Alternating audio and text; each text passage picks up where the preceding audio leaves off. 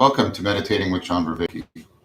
I'm a cognitive psychologist and cognitive scientist at the University of Toronto, where I teach and academically and scientifically study phenomena like mindfulness and related phenomena like insight, fluency, flow, mystical experience, transformative experience, higher states of consciousness, the cultivation of wisdom, and the aspiration towards enlightenment. I also have been practicing Vipassana meditation, metta contemplation, Tai Chi Chuan, Qi Kong for close to 20 years. Welcome. Good morning. If you're joining us for the first time, you should know that this is a progressive course. Mondays are Dharma days, and on those Mondays, on previous Mondays, I have taught principles and practices that build on previous principles and practices. So it's a progressive course. You're welcome to stay, but in order to catch up, see in the description links to previous lessons and previous sets. Tuesdays through Fridays, we meet together and sit, and there's question and answers at the end of all of the sittings, Monday through Friday. If you have questions, please limit them to the sets of practices that I'm teaching in this course. For broader questions, please go to the monthly Q&A. We're having one this Friday at 3 p.m. EST, and what you can do is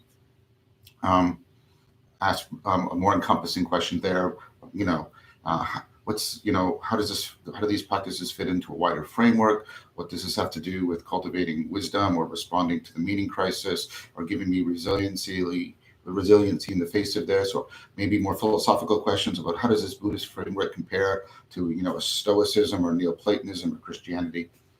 What does all of this, tell me more about this and the connection between all of this and cognitive science. So those are the kind of questions you can ask there.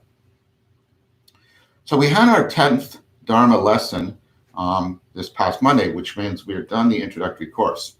Going forward, every other Monday, alternating Mondays, I will teach a more advanced technique.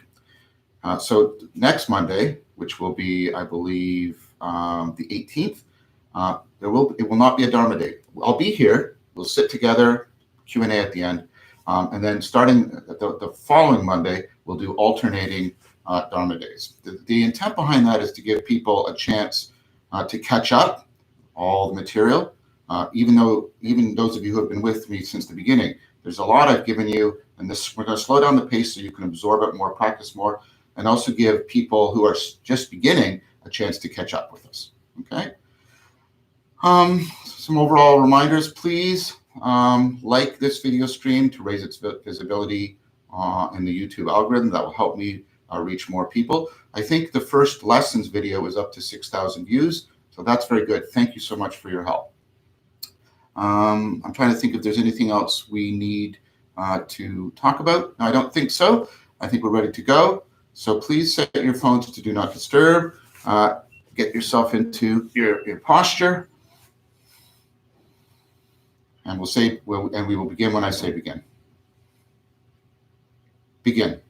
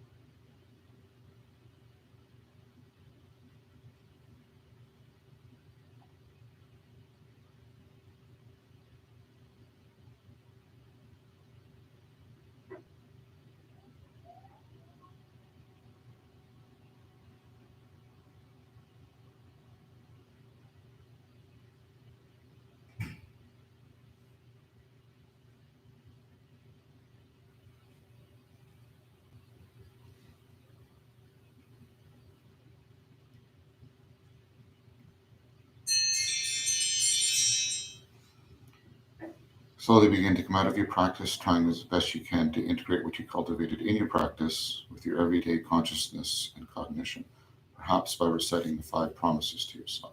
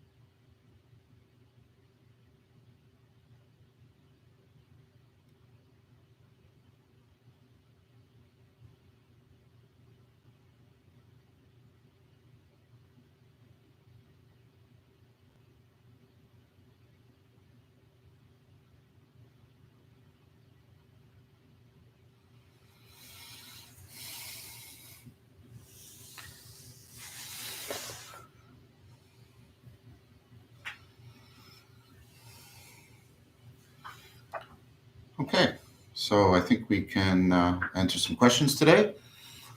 First one's from Kira Kruger, or Kruger. I seem to get distracted by a lot of planning what I'm going to say, usually to someone I'm engaged in conversation with on social media. It happens over and over again, and I'm not sure how to handle it. So this is a very common thing. As I mentioned, it's a good thing not to meditate right after you've been engaged in a conversation, because you'll tend to play the tapes over and over again. So this is where, first of all, you've got to do a lot of the repetition, thinking, coming back, thinking, coming back. Just get good at catching yourself first. And this will take time, and it takes patience. Label the thinking coming back. So for a while, don't even try the 5 factors of inquiring mindfulness. If it's very intense like that, just again and again and again and again, catching yourself a lot. Right? Remember, you're meditating when you're catching yourself in distraction, not just when your mind is free from distraction. Okay? So just practice that a lot. Sensitize yourself until you get better and better. And that's all you're trying to do. You're not trying to make the distractions go away. You're just trying to get better and better at noticing when you're distracted and coming back to your breath. Noticing, label it, thinking, or talking, or whatever, again and again and again. Do that for quite a while. When you've got a sense that you're much more sensitive, you catch yourself sooner, you come back, right? And try applying the 5 factors of inquiring mindfulness. Listen to if it's your voice and the voice of the person, how many voices are there? Try not to pay attention to what the conversation is about. Try to pay attention to everything as if the conversation was taking place in a language you don't understand, right? And notice you can even, what identity am I assuming when I'm with this person? You can bring in a bit of meta, right? What's the tempo of my voice? What's happening in the rest of my mind and my body when I'm distracted that way and I'm talking to these other people? But first to develop the sensitivity to notice when you're distracted. Once you feel that has really started to take form in you, take shape in you, then apply the 5 factors of inquiring mindfulness to it. You also might want to cut down, right? You might want to notice that maybe this is the practice of integrity. Maybe when you're on social media a lot, that's something that is creating patterns. I don't know you, but creating patterns that are dissonant in some way. So how are you? Maybe pay more attention. Try to bring the mindfulness into social media interaction. How are you when you're in that realm? Like, what does your mind feel like? Is it constant with this, what you're trying to cultivate in your Siddha practice? If it's not, then you need to perhaps adjust your interaction, maybe both the quantity and the quality of your interaction with social media. Vina Vici, 3, nice allusion to Caesar and his conquest of Gaul. The question is, seems more intuitive to me to reverse prajna and breath. Any differences? No. As I mentioned yesterday, for about 20% of the people, the reverse makes more intuitive sense for them, and do it that way, by all means. Yes, no question. Maya, sometimes my breathing becomes effortless and easy, but this state very soon becomes uncomfortable, like it's not my territory. Should I challenge the state or should I avoid it for now? So that's interesting. I wish I could talk more to you about this. So when it's effortless and easy and it's just flowing, but the state very soon becomes uncomfortable. So there's something deeply unfamiliar, not my territory, to you. And unless you're getting a sense of like a past trauma coming up, right?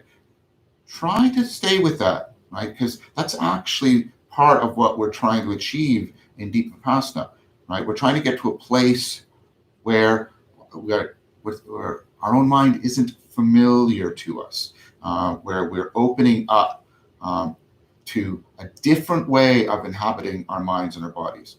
So remember, above all else, this is when your brain prefers familiarity. Above all else, your brain prefers familiar sadness over unfamiliar happiness, for example, because the brain is primarily an anticipation machine. So, again, I don't know your therapeutic situation, and so I try not to be presumptuous. I'm assuming that's not the case for you. Under that assumption, right, you're doing something I think that's very, very important. You're getting to a place where you're opening up to aspects of the mind that are unfamiliar to you. And that is a place that affords transformation, opening, and change. Approach it very carefully, slowly, but see if you can come into a more stable relationship with it. Try to befriend it as opposed, right? Because what's potentially happening there is a more encompassing state of mind and being is being made available to you. Karima, past Vipassana, hi Karima. Past Vipassana experience taught to sense every square inch of the body slowly, doing only the grounding points for the top of the head, flowing down between seems like not enough contact. Yeah, I know, and Kabat-Zinn has a version of this too, where you do the complete body scan. Like I said, doing most of the torso and centering it on the dantian really emphasizes the rootedness and centeredness, and so that's the connection from Tai Chi Chuan. If you want to do the full body scan, there's nothing precluded from doing that. Like I said, the problem I find with the full body scan is it doesn't really connect very well to the centering and rooting. It obviously it would integrate fairly well with flow, but it tends to leave behind the centering and rooting. Giving them a bit of emphasis and priority really helps to strengthen the foundations for mindfulness. But like if you can do maybe combine them, do the full body scan, and then especially do the centering and the rooting, right? Exercise. See if that works for you. Mark Lefebvre, it's good to see you, Mark. Struggling with embodied flow, likely due to physical illness. Tips for enhancing embodied flow, anything I can research.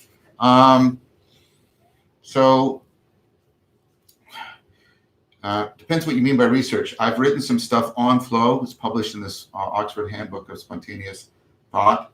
I might figure out a way to get it to you somehow, because the book itself is kind of expensive, but it's a really valuable book to have for anybody who's doing this kind of practice.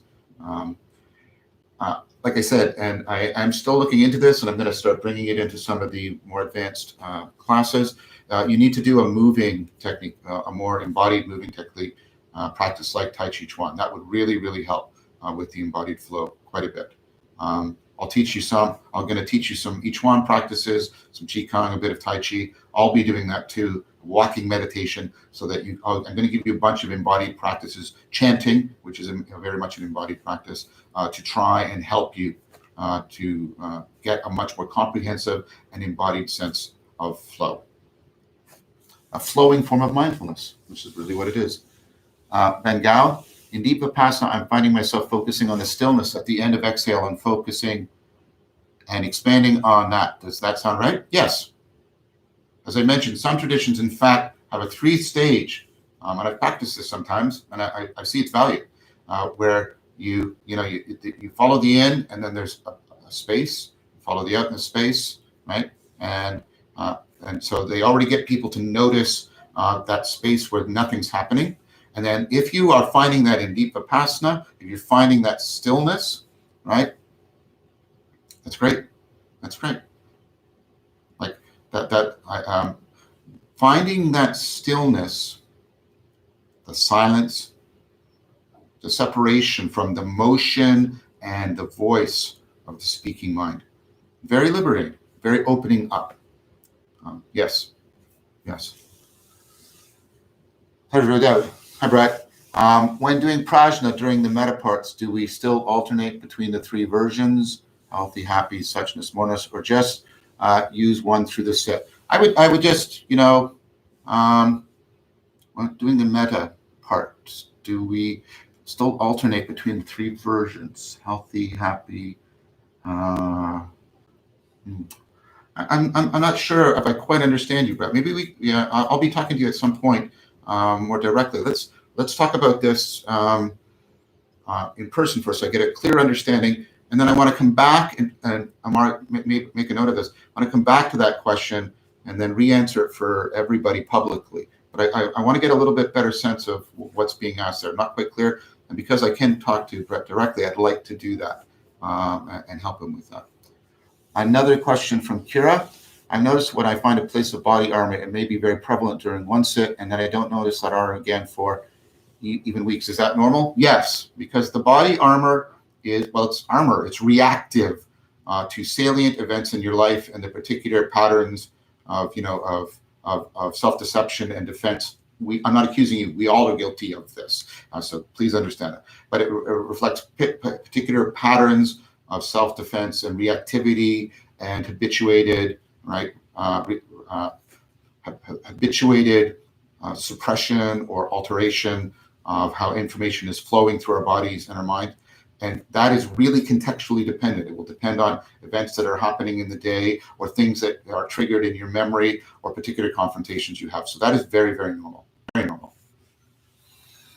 Good questions, Kira. Good questions. Alexei Simonov. Practicing looking at the space between the thoughts and how they merge, I started to get images, which I practically never get, even in altered states. Is it common? Yes. So what can often happen as the sort of speaking part fades away, I want to choose my verb very carefully there, is imagery can take its place, almost like hypnagogic imagery that takes place at that time. So that's quite normal. And again, it's like you make when you initially make that space, other ways in which your brain communicates with itself and represents its processing to itself can come into the fore in that space. So just treat it like the speaking thoughts, right?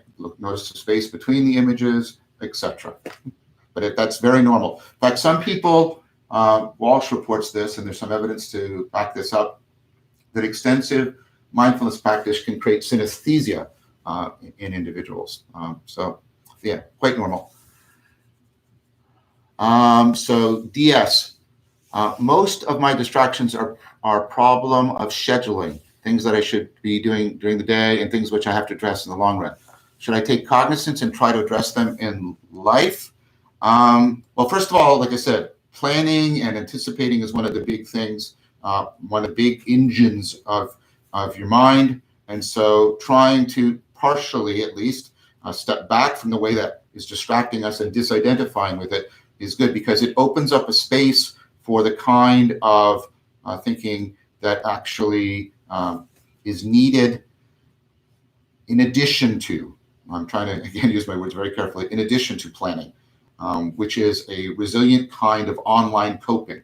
Because whenever you're planning, each stage of your plan as you undertake it actually requires your online coping with that situation that it is, and your flexibility and your mindfulness.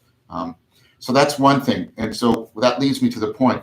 Yes, I mean, I don't think you should think of meditation as something that magically is telling you which of your plans you need to schedule. I think you should do that. I think you should, like I say, practice the mindfulness and learning how to pull away from that distraction, disidentify with it, use really good rational reflection. That's what it's for in your planning. But what you can do is, picking up on what I just said, is notice when you're planning, are you acknowledging that you need to bring mindfulness in this? You need to bring in, to complement the planning, you need to bring in coping. So is the planning a way of actually sort of locking yourself away from something you don't want to see? Is it a way in which you are opening yourself up to what needs to be done? But are you doing that mindfully? And are you acknowledging and making space for coping that always complements and is needed for successful planning and implementing your plans? Heron Augustinson, any reason we should not meditate while falling asleep at night in bed? Yes, because you are training your brain. It's called encoding specificity. Remember, I've taught you that your brain doesn't just store the information, it stores the entire context, not only the external context, but the internal mental context when it's storing stuff. And so you're training your brain to deeply associate mindfulness practice with falling asleep, which is the opposite of what we're trying to achieve here. It's the opposite of what we're trying to achieve here. So that's why it's strongly recommended against in many, many traditions. Jet Black. Sometimes I sit for around 30 minutes before becoming mindful. It is only then that I commence metta and prajna. Is this okay, or should I begin before reaching the restful state? So I'm a little bit, I am a little bit concerned that you're identifying mindfulness with sort of being in a restful state.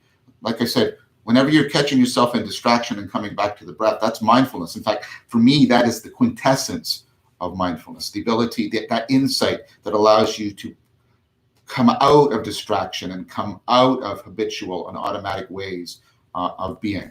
So I think that's important.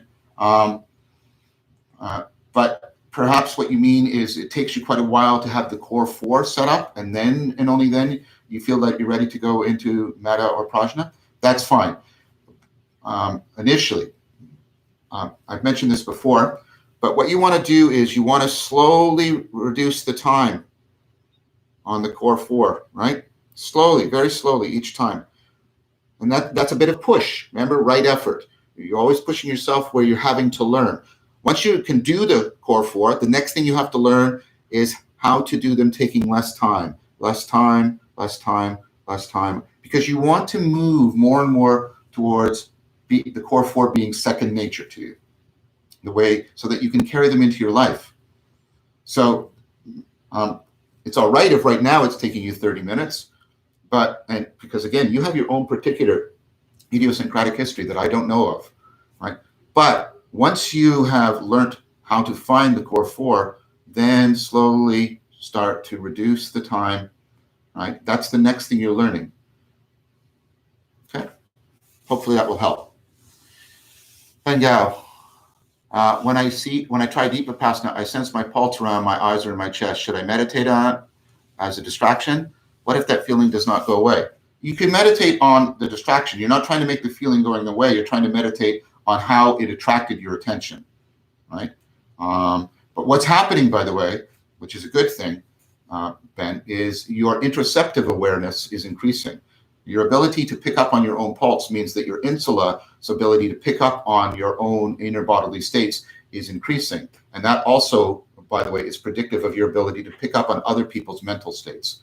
So that's a good thing that's happening. And again, you're not trying to make the pulsing go away, right? You're trying to get it so that it can be off here in the background, murbling and not taking center stage.